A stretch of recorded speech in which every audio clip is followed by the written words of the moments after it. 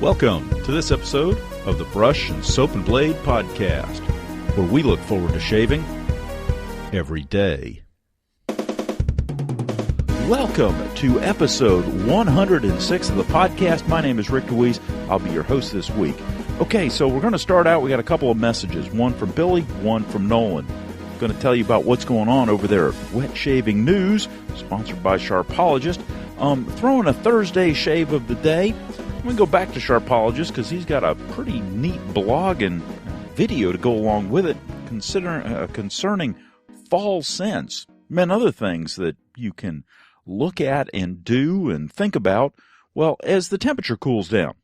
Soap Commander's out there, and, well, he's got a new scent, a new soap scent, Commitment.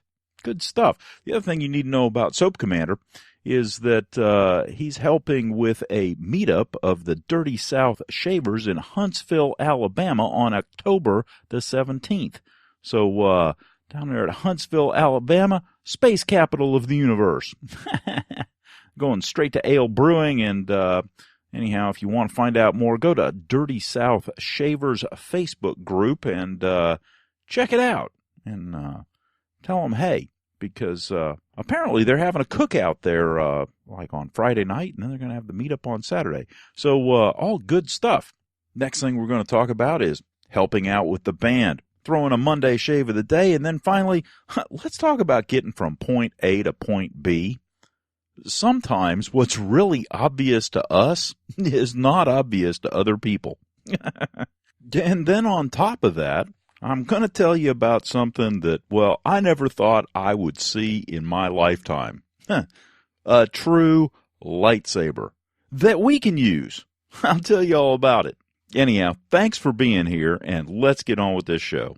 I got a message from Billy. He says, "Hi, Rick. A huge congratulations on all that you have achieved with the podcast.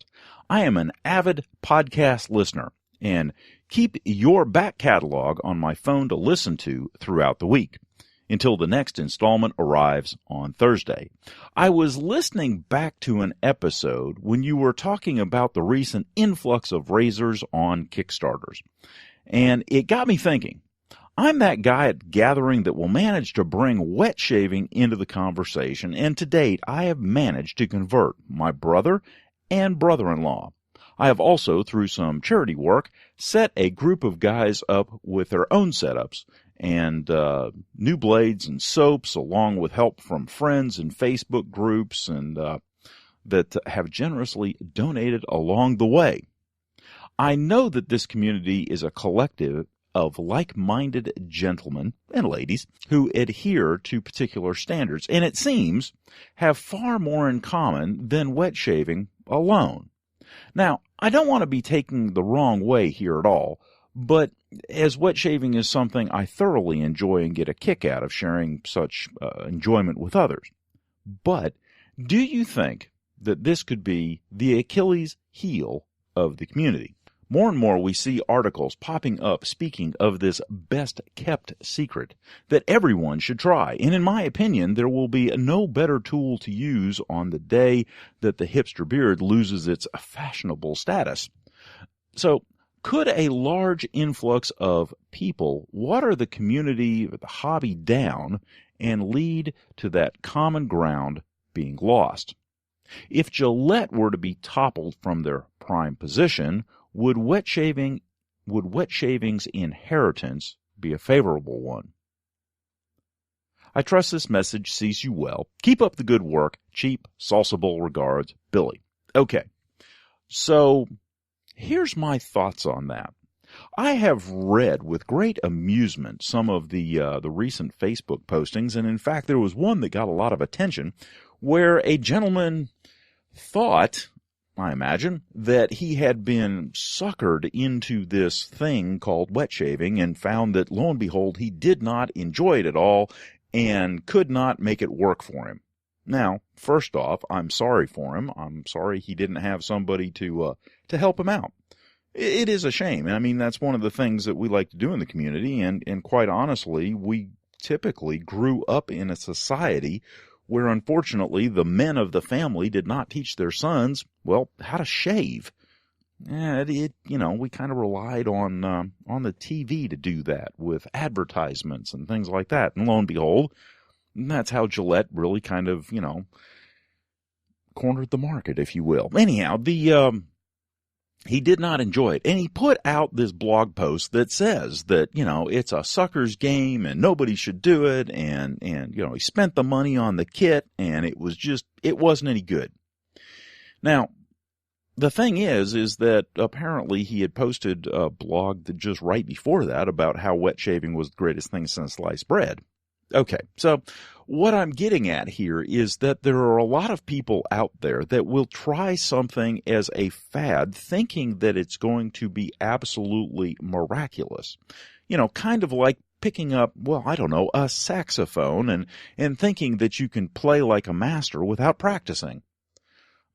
There is a segment of the population that wants, immediacy and wants perfection now. And I'm sorry, but in wet shaving, you can't have that. In fact, quite honestly, you strive for perfection when you first start out. And when you do occasionally, achieve it, even in one spot, it's like, wow, the skies part, the sun comes out, angels come down singing. I mean, it's great stuff. But it takes a while to get there. And some people do not have the patience for it. Now, will things water down? Maybe. But at the same time, if I look at the community at large and in general, what I see is there are a bunch of like-minded people that are all into just different kinds of things, and it's good. It really is. It's good. But at the same time, within that community, there are little pockets of people who kind of niche out and, they're into this thing and this group's into this thing and this other group's, they're into something else. And within those pockets, there are people who feel like they're part of the overall group and feel like they're just part of the little pocket. So it's one of those things where there are places where the general community is doing very well and very great. There are other places where the community is basically, beating itself up because when one guy says, I don't like something, everybody else says, well, you're just wrong. And from time to time, people will come out. I've said it on this podcast a couple of times that, that kind of stuff happens and we kind of need to get over it because everybody's allowed to have an opinion and it's cool. If somebody doesn't have a good time, okay, I feel bad for them, and if I can help, I will, but at the same time, that's them. That's not me, and because I'm having a great time. So it may get watered down, but at the same time, I think there's a certain personality that will, put in the time, if you will, to learn the skills, and put in the effort and time to, find the wet shaving communities that are out there. There are a lot of people that don't even know what Facebook is, and so they may be wet shaving all day long and have no inclination to come and join one of the Facebook communities. They may not know what Twitter is. They may not even know what a podcast is, and that's all cool. But what you're going to find is that there's probably a lot of people out there that we'll never run into and we'll never meet. Which, I'm sorry for that, but at the same time, there are a lot of people who we will find and who will have some of the same hobbies and things that we do, and some that have completely different ones and new ones and things that we look at them going, are you crazy? You do that? Really? That's nuts. And they'll think the same thing of us. And that's okay, because that diversity is what makes being here, kind of fun. Anyhow, thank you very much, Billy, for the message. Greatly appreciate it. I also got a message from Nolan. He says, what do you do when you live in a grungy, run-down, nasty bachelor pad house with two others and want a shower mirror to shave, but the cups won't stick to the fake tile plastic sheet that's coming off the wall? That's right, super glue those damn suction cups to the wall in the shower since the whole house is falling apart anyhow. Redneck ingenuity wins again. I love that. Yep, there's a lot of ways to get stuff done, and sometimes it's not really, well, worth the hassle of trying to reinvent something, and just go with what works. That's why duct tape is so popular, because quite often, that's what works. Great stuff. See, I'm lazy. I just wouldn't use the dang mirror. But again, that's me. Anyhow, Nolan, thanks for the message.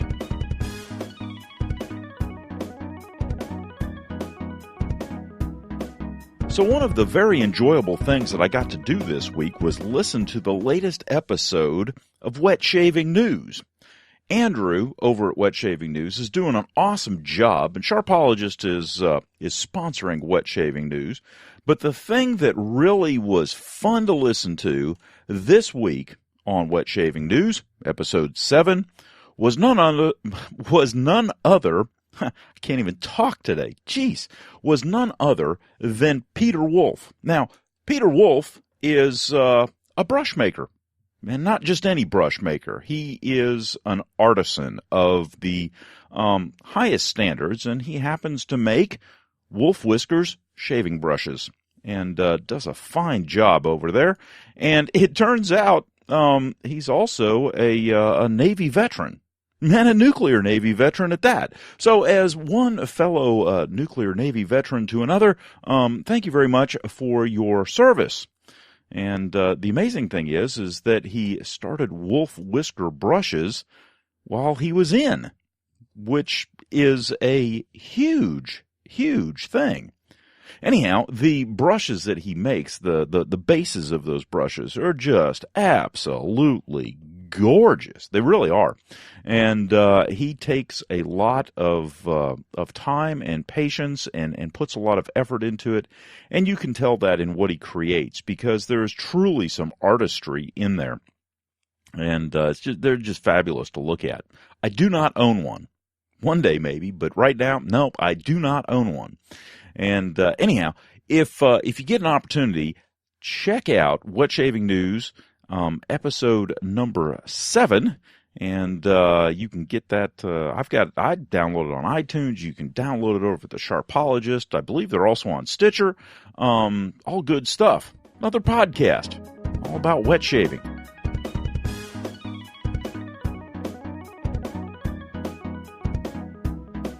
Alrighty, let's talk about, well, the last couple shaves of the day.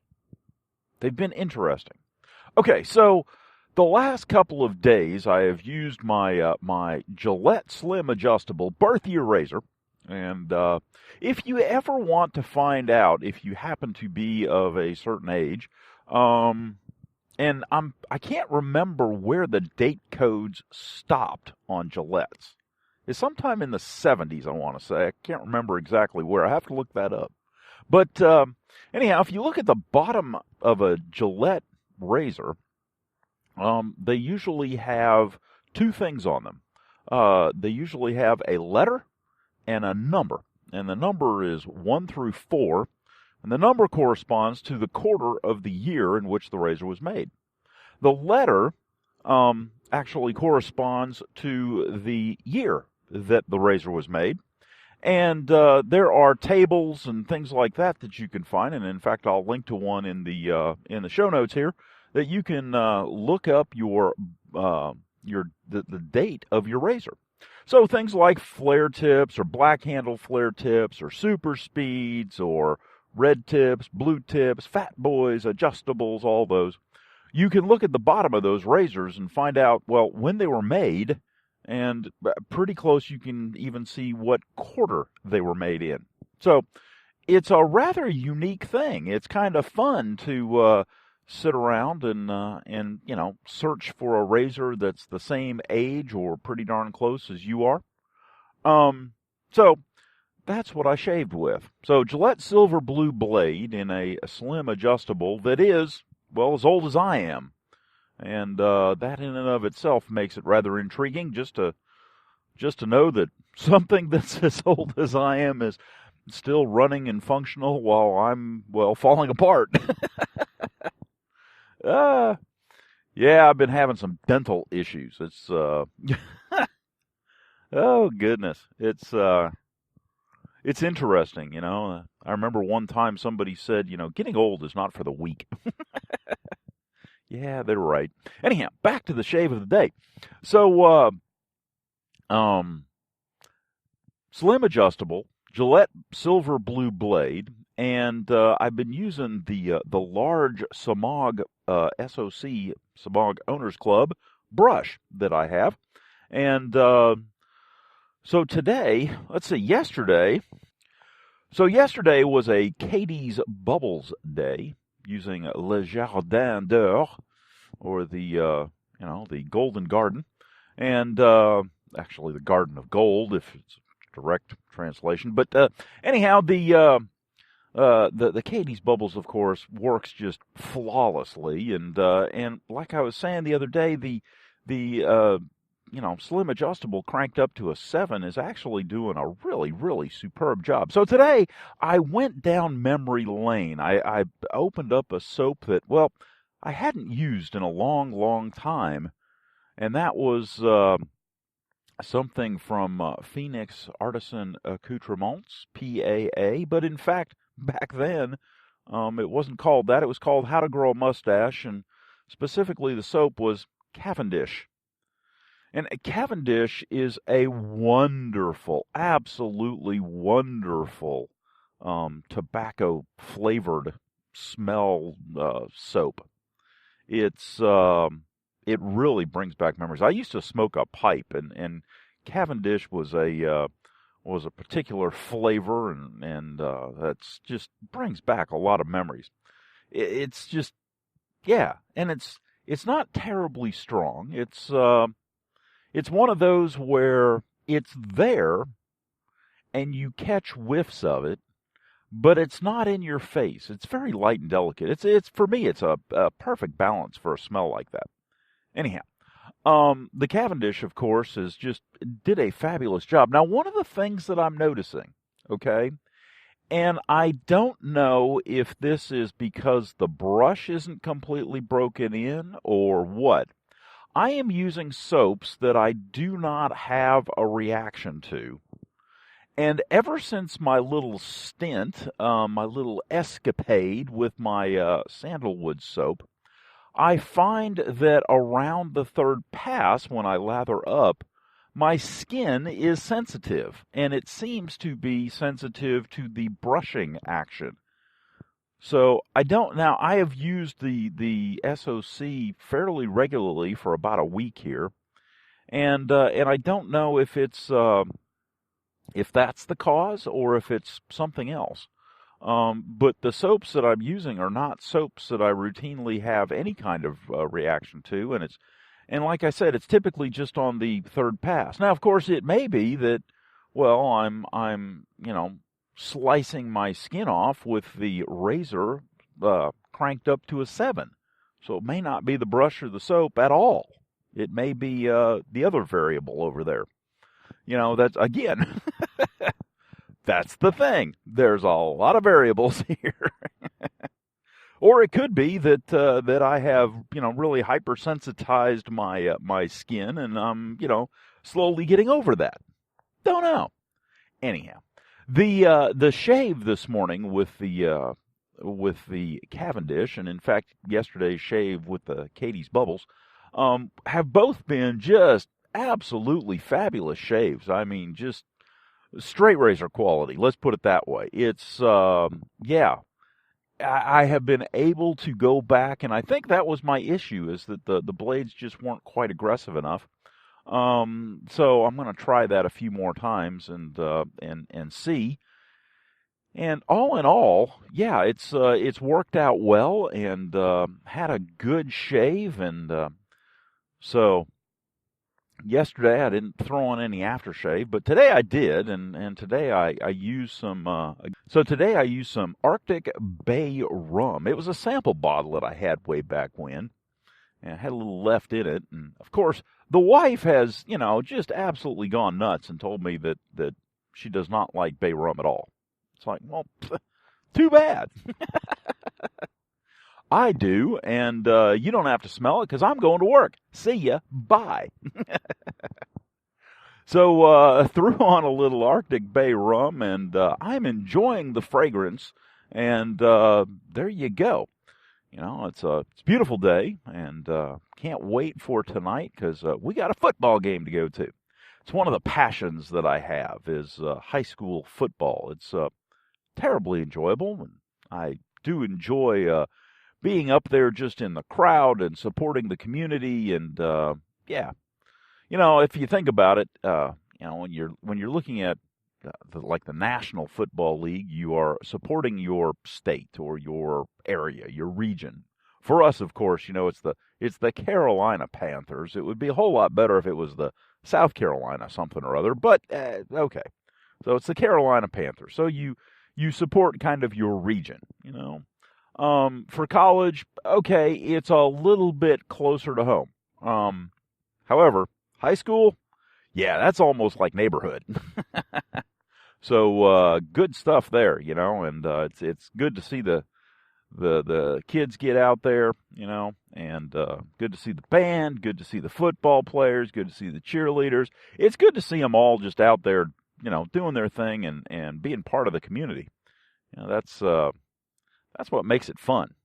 Anyhow, I think this year the band's going to need some help with some props, so I'll see if I can't get there a little early and give them a hand. So we'll see what happens. Anyhow, all in all, good stuff.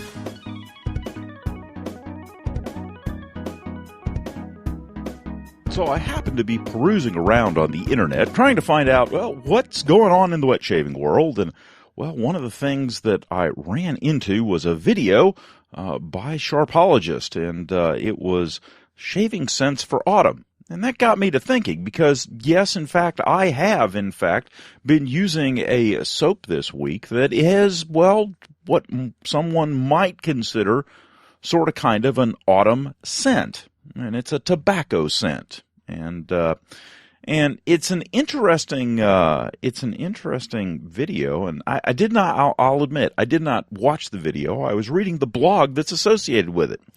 And, you know, one of the things that they talk about as an autumn scent is none other than, well, my favorite, sandalwood. Unfortunately, I have a reaction to sandalwood and can't enjoy it all the time, but I will admit that it definitely does have a kind of a fall, well, feel to it, if you will, and one that I really, really enjoy. Now, another one that was that's on the blog there as a quote-unquote woody scent is tobacco. And yes, I never really thought about it that way, but it is, in fact, a very fall scent soap, and I do happen to have some of that, so that may be on tap for next week. It's always fun to go out here and look at things, just, you know, find out just what's out there. Now, of course, they have to have the pumpkin spice. What is it about fall? I mean, it's like, okay, cinnamon and cloves, pumpkin spice. I mean, that's what it is, really, I believe. But everything. I saw one the other day. It was pumpkin spice ammo. It was great. It was a joke. It was on Facebook. But wow, what a concept. I should have told the wife. She probably would have gone out and bought some. But it really does make you think of fall anyhow. Another thing that's in here is a little blurb about scuttles. And, you know, a scuttle is essentially a bowl within a bowl, if you will, and you put hot water in it, and it heats up the bowl, and when you lather in that bowl, it, you know, the hot water keeps your lather warm. Think, you know, a double boiler on the stove with warm water on the inside, and then you lather on the smaller bowl. Now, I do not have a normal scuttle. I have one that I made myself, and I have one that I think I put a whole $4 in. And that's back, I can't remember what episode. It was fairly early on. But I made it with a shaving, with a salsa bowl, a plastic salsa bowl. Now, the plastic salsa bowl is the outside bowl. The inside bowl, when I bought my salsa bowl, I was wandering around the aisles of Walmart in the kitchen section, and I happened to find a small white ceramic berry bowl. It looks like a small cereal bowl or something, except it's smaller. And it happens to nest just perfectly inside that salsa bowl. Okay, fair enough. Now we pour some hot water into the salsa bowl and put the berry bowl on top of it so that it's kind of floating, if you will, in the hot water. And then fill the berry bowl with hot water. And all of a sudden you have the berry bowl just surrounded on all sides with hot water. Throw your brush in to soak it, take a shower, come out, dump the water out of the berry bowl, and maybe put a little bit more water in the salsa bowl, a little hot water there. Lather up, and you have a pretty good imitation scuttle, if you will, that will keep a lather warm, and more importantly, doesn't cost an arm and a leg. Now, would I suggest this for using it all the time, well, as a scuttle? I don't know. You could do it, you could get by with it, but at the same time, what I would recommend it for is if you happen to have a salsa bowl anyhow, for an outlay of about $1.50 for a berry bowl, you could create your own scuttle to see if you like it.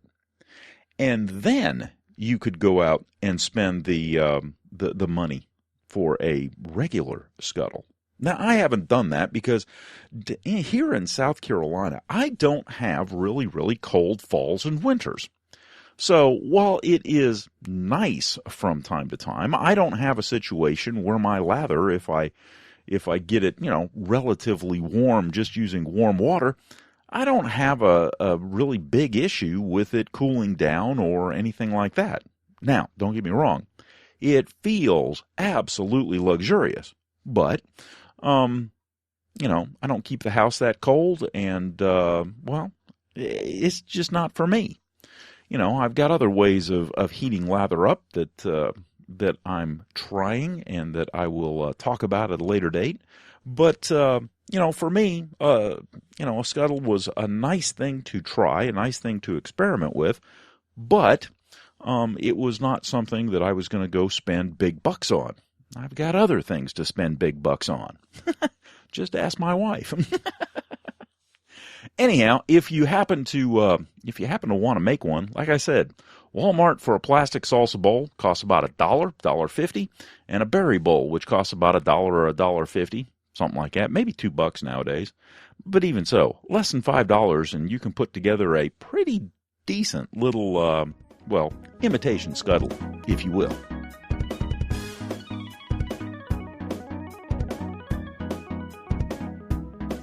So another thing that you may not be aware of, and there might be some there and available for you, but Soap Commander came out with a new scent, particularly called Commitment. And it kind of goes hand in hand with what we were talking about because it is a fall scent, a warm and sweet, rich and woody, distinctive and sexy.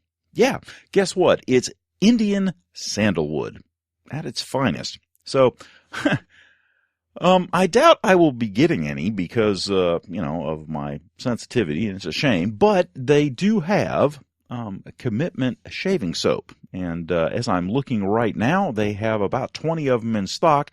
They are sold out of the Commitment aftershave balm, but they do have Commitment shaving soap. So if you're listening to this and you want some, sandalwood shaving soap, and you happen to like Soap Commander's stuff, which is good stuff, go over there and take a look. And he's got some other stuff out there too, and so some new scents are out there, which is always good. Always good. I may have to stock up because I'm missing a few right now. I've used up my samples. That may spark me to actually do something. Anyhow, check out Soap Commander, and I will put a link in the show notes. And if there's any left, go buy him out. He deserves it.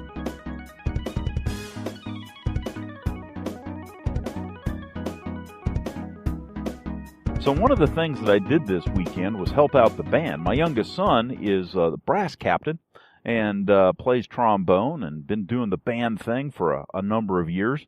Well, I got around to thinking about it and realizing that, yeah, the band takes video, but they don't really have a way to know how they sound. Because the video, as you hopefully know, video recorder microphones are, well, pitiful. They're not really good. And so I pulled out my recorder. In fact, this very recorder I'm recording on now out of the truck, and I happen to have an XY microphone connection for it that fits on the top. And with that, I set it up on a tripod with a windscreen, and proceeded to record the band show. They had a workshop this weekend, and one of those times where they all get together and start from the beginning and work through the whole show, and then at the end they play for the parents that are in attendance, so that the parents get to see, well, the whole show. And they also get to work with the props and things like that, and work out the bugs, and kind of get them ready for the competition season. And so it's a fun event. We really have a good time doing that and helping out and everything. So helped them with the props a little bit, but more importantly, at least I think, is recorded their show. And this way, the band director, while he's up in the stands trying to direct this thing, trying to see how it sounds up in the stands, can say, hey, this sounded good, this didn't sound good, you're a little bit off beat, you're chasing a little bit, those kind of things. The kids down on the band field, they can't hear this, because the only thing they can hear is their own horns or whatever they're playing. They can hear their own stuff and that of the stuff around them, and so they don't get the overall feel for it. So I thought it would be a good learning point, seeing as how I have the equipment, to help them out a little bit. And so I did. Gave it to the band director today in MP3 format, and said, here you go. See what you can do with it. So I also asked him if he would be interested in me doing the same thing for competitions, and yes, in fact, he is.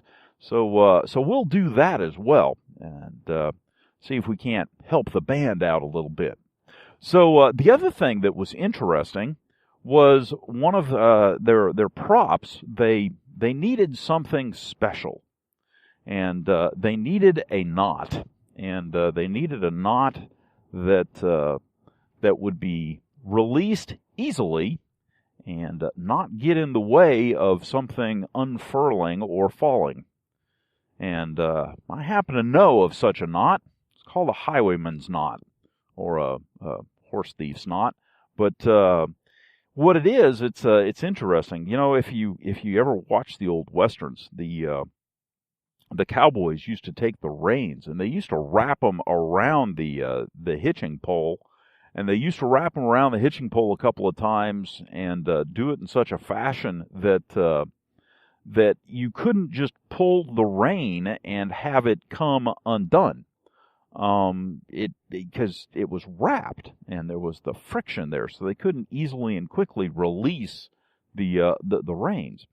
But there was a knot, which is kind of like a bird's head, except it's modified slightly, and what it allows you to do is create a knot that is held in place by a little loop. And when you pull that little loop out, the whole knot just falls away. And it falls away in such a fashion that nothing's wrapped and nothing gets in the way, and everything's just, well, perfect. And so that's what I showed them how to tie. And so it did bring me to the conclusion again that it is exceedingly useful to know knots, because in the I guess angst of trying to figure out how to make this work, they were talking about going and buying Velcro and other equipment, and spending a bunch more money and things like that. And the other thing is that if they do that, they end up running into a situation where somebody has to climb up on scaffolding in order to get to it. And what I was able to do is show them a knot that allows whoever's untying this thing to be on the ground, pull a line from the back of the unit, have it unfurl, and everything is just, well, perfect. That's a good thing. And so it kind of leads me back around to, well, if you know your knots, if you have those skills, if you have that learning, even if you don't use them all the time, eventually just the very knowledge of what's available and out there will come in handy. It's very similar to my mind, anyhow, to shaving. If you have the skills, or at least know what's out there, if you run into somebody and you're trying to help them out, you at least have the knowledge to be able to help them, whether that be in lathering or brush selection or shaves, or, technique, razors, blades, whatever. If you have the knowledge, the overall knowledge, even if you don't use it yourself personally, because I think the last time I tied this particular knot was 10 years ago, and it was just when I was playing around with a horse. But I remembered it, and in fact, it was someone's comment about a horse just horsing around or something. I can't remember exactly what the comment was, but that's what triggered the memory. And so, knowledge is very powerful. Knowledge is a very useful tool, and makes some of us look like superstars.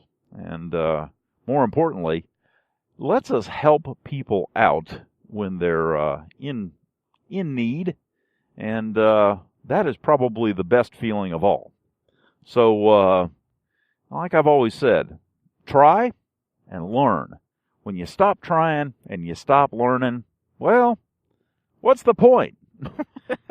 Anyhow, knots are fun, just like shaving. Okay, let's try this again. It's always one of those fun things when you're recording in the truck and you turn things on, and is the radio going to come on? Is something else going to happen? It's always a mystery.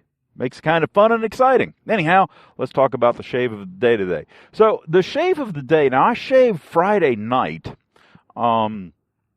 just because, well, it's date night, and so I got home and shaved with a straight razor, and had an excellent shave, and got ready for the football game, and went out for some Friday night high school football. And my team won, which this season is, well, I'm not going to say it's an unusual event, but it hasn't happened the last couple of games that we played. Most of the time we get our rear ends handed to us.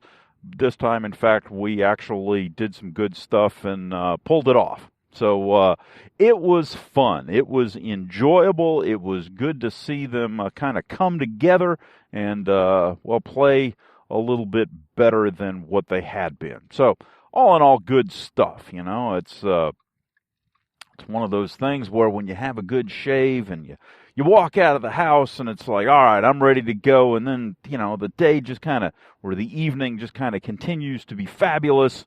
Well, it's just bonus. Anyhow, didn't spend any time shaving this weekend. I was slack. I was really slack.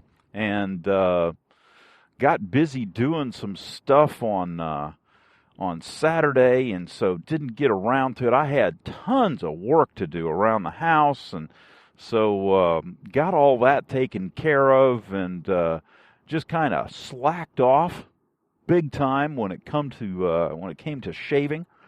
And in fact, then I spent Saturday night staying up late watching football. Some great football games. Whether you're an Alabama fan or an Ole Miss fan, I'll tell you what, that game was really spectacular. More for the plays that were being made. It was like, holy cow, it's just sheer happenstance and luck and just, yeah, everything, the stars lined up or something. But, I mean, that in and of itself just made it exciting. And I was watching Ole Miss because one of the players on the Ole Miss team used to play for our local high school here. And so it was good to see him in the game and in action and everything else. And I've known him since, whether he knows it or not, I've known him since he was about, 9 years old. And so to see him carry on and keep on going, it was just fun. Anyhow, the shave of the day today. The shave of the day today, after coming and knocking the stubble back to a dull roar. It's kind of like when I get a haircut. I tell my barber, yeah, that's good. I feel human again. It's kind of like that. It's like shave this morning and go, yeah, okay, now I feel human again. I can go out in society and not feel bad.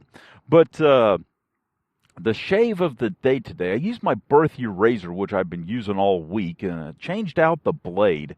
And one thing that I thought of while I was doing that is that I don't routinely count the number of shaves that I get on a blade. I usually use them for about a week or so, but I don't routinely count them. Now I remember when I first got started in this, and I don't know if people still do this, but they would get a 6-sided die, and they would put it next to the razor, and every time they shaved with it, they would rotate the die to the next number so that they could keep track. Because if you happen to have multiple razors, you can imagine that, okay, you may have one shave on that blade, and, well, if you don't pick it up for a couple of weeks, you may not remember that. And so, yeah, I've thought about that in the past, but then I realized that well, I'm not that quite, into it, I guess, to go to that extreme. Well, some people would think it would be extreme. Others think that, well, it just doesn't go quite far enough, There's all kinds. Again, that's what makes this hobby fun. There are, in fact, all kinds.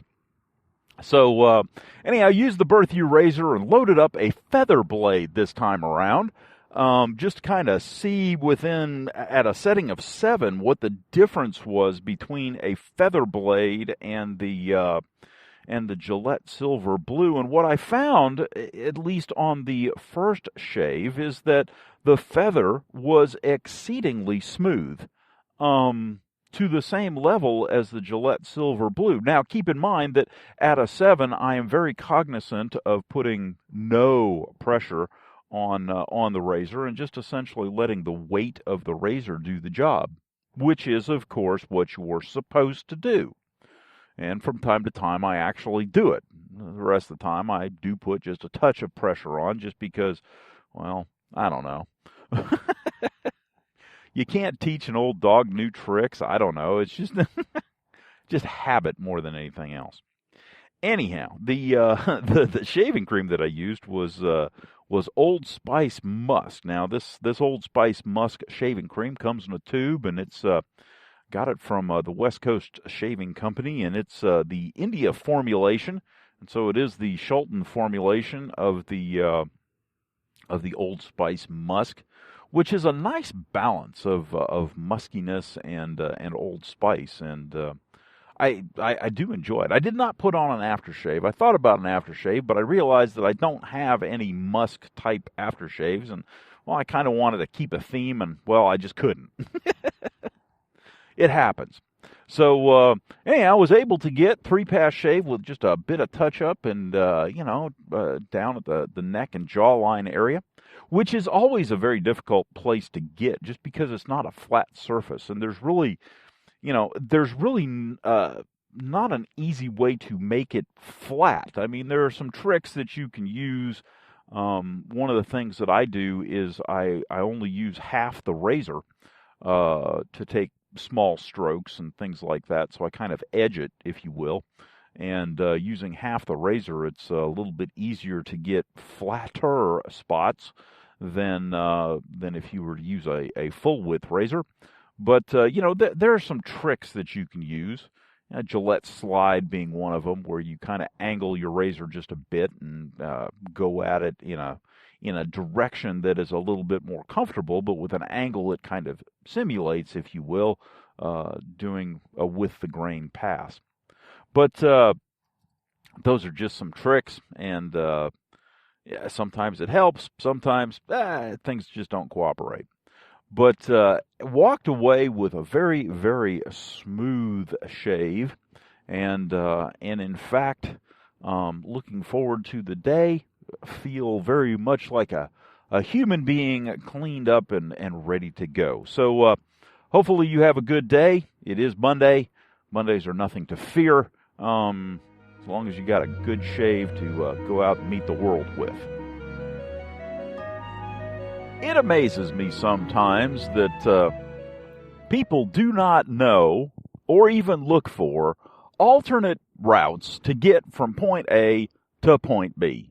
Case in point, there is a stoplight that I go through every single day. And just about every day, there is some guy that wants to turn left. Now, under normal circumstances, you probably think, well, that's what the stoplight's for. What's the big deal? Well, it's not that big a deal. It's just it's a way of highlighting something. Just up the road, not 200 feet, there is a turnoff to the left that joins up with exactly the same road, that has no stop signs, no stoplight. Well, it's got a stop sign, but it's more of a merge than a stop, wait, and turn situation. Now, you would think that there's like one road that these people could be coming from and then turning left, but even if they turned the other direction and joined up with this thing, it would take them a whole lot less time and a whole lot less aggravation in order to get on the road that they obviously want to get on, in the direction that they want to get on, and yet they don't think of it. They don't go there. They don't take that nice, wonderful, sweeping turn that's just 200 feet up the road. Instead, they ignore that and wait until they get the stoplight, stop, wait for all the oncoming traffic to do their thing, and then finally, as the light changes, turn. Which means that the throughput going in that direction at that stoplight is 1 or 2 cars. Yeah. And, typically in the morning, I don't stress out about getting to work, at any specific time. I stay there typically late enough that I got enough hours in. It's not a big deal at all. But it's curious because I've seen this habit over years. It's just years. And it seems to be a standard thing. And so it almost puts me in the mindset of, are these people just unaware that road does that? Are they comfortable in their rut? Are they comfortable with doing it the same time, even though it's inconvenient and potentially for them just unpleasant, just sitting there waiting your turn while everybody else coming the opposite direction is going ahead of you? I don't know about anybody else, but, well, that's a tad irritating, because I want to go, and I want to go now. It's all about me. Anyhow, it's just curious, because it sets me to mind of how many people out there don't, they might have heard of wet shaving, they might have heard of double and single-edged razors, but they won't even go there. They don't even consider it. They don't even think about, well, yeah, I can go from point A to point B, and there's an alternate route. They don't even go there. It doesn't even cross their mind. Yeah, it does make you wonder, doesn't it?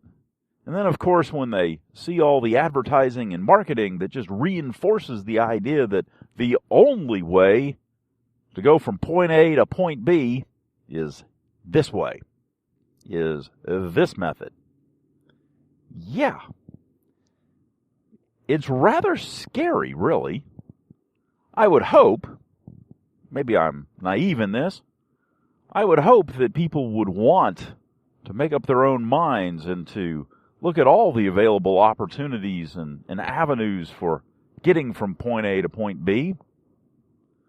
And if they're relatively similar, maybe even try a few of them out and then decide based on experience.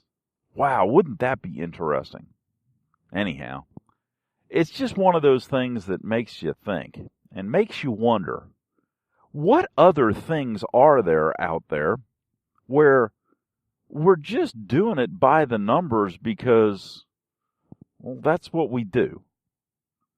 And, yeah, that's what we do. There's no thought. It's just pure mechanical repetition just because. Okay, I have seen, well, just about everything. Never in my lifetime did I ever think it would come to this. Okay, now we have talked. In fact, I have said it myself on many occasions that my razor is, well, like a lightsaber for stubble.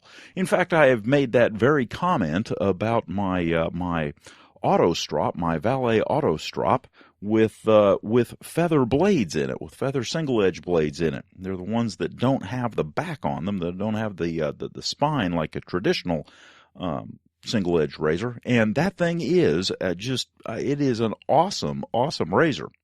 However, it is in reality not a lightsaber. However, fear not, my dear listeners, because I have found the solution for you.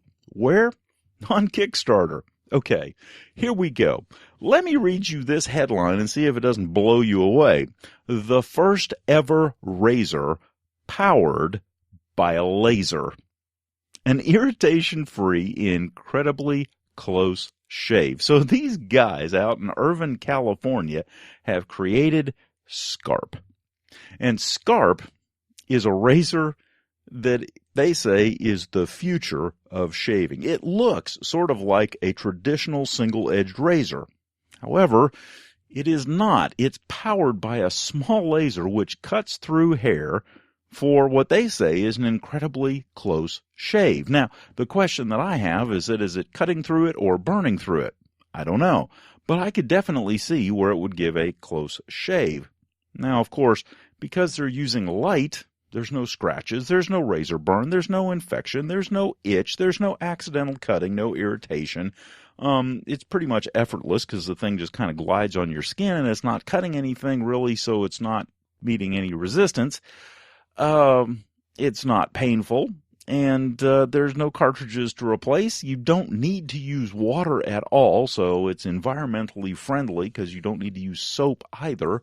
So there's really nothing to throw away. Interesting.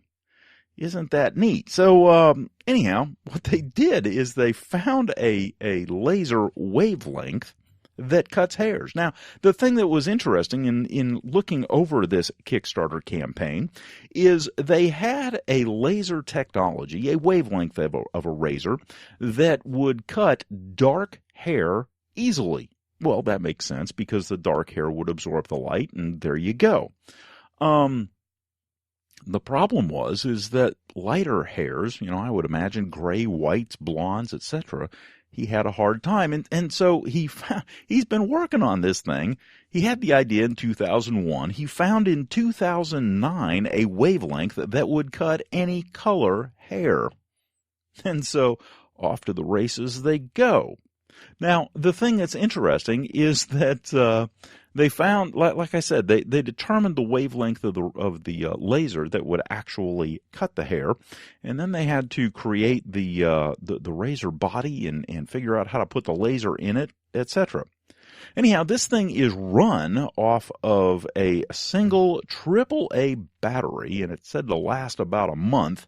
And the laser itself is supposed to have a life of 50,000 hours. Okay, so I think I did some math one time, but just for the sake of argument, let's say that you spend, I don't know, let's give you the benefit of the doubt and say you spend 15 minutes a day shaving. Okay, so if you have a laser razor that will last 50,000 hours, not 15, 50, you can get 3,000 shaves out of this thing. So if you happen to shave every single day of the year, that's about 9 years of shaving. Yeah, it's not too shabby. Now, the price on this thing, it's not, as you can imagine, it's not incredibly cheap. It certainly is not a disposable razor, but at the same time, it's kind of in the ballpark of some of the good stainless steel razors, and in fact, it's actually cheaper. You can get one right now. There's about 800 left at $139, which for a laser razor that could potentially last 9 years, runs on a AAA battery, a single one, and that battery will last about a month, and cuts hair with light. Wow. That's pretty cool. Now, if I'm reading this correctly, what they're looking at eventually is, let's see, you can get them for $139, and then they've got some for $159, $180. I would guess that the price point on these things would be about, I don't know, $200, somewhere in there, $189, $200. But what a concept! I don't know if I'll get one. Of course, my wife, when I told her about it, well, you got to get one. And I'm thinking, I don't know. I kind of like my blades. I'm kind of old-fashioned that way. This is truly a lightsaber. I don't know if I want to go there. I mean, if I can't use soaps, wow, that just takes a whole bunch of fun out of the hobby. But it is cool. She said, well, fine, get one for me. Maybe. It'll be interesting. I'll keep my eye on this. The thing that's interesting as well is they've got 25 days to go, and they're already pledged. They've got 1,400 backers. Yeah, they're $30,000 over their original goal, and they still got a month left. It's amazing. So I have seen it all. We now have out there on the market, granted it hasn't been built, but or maybe it hasn't, it's just a prototype, I don't know. But the thing is, there is actually a lightsaber for stubble. Who'd have thunk?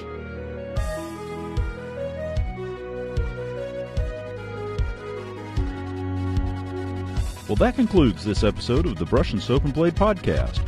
I hope you enjoyed listening to it as much as I enjoyed making it. If you have some suggestions or would like a topic covered, drop me an email at BrushnSoapnBlade@gmail.com or give me a call at 864-372-6234 or contact us on Twitter at BrushnBlade. You can also visit us at our blog, BrushnSoapnBlade.wordpress.com. As always, we're available on iTunes and Stitcher.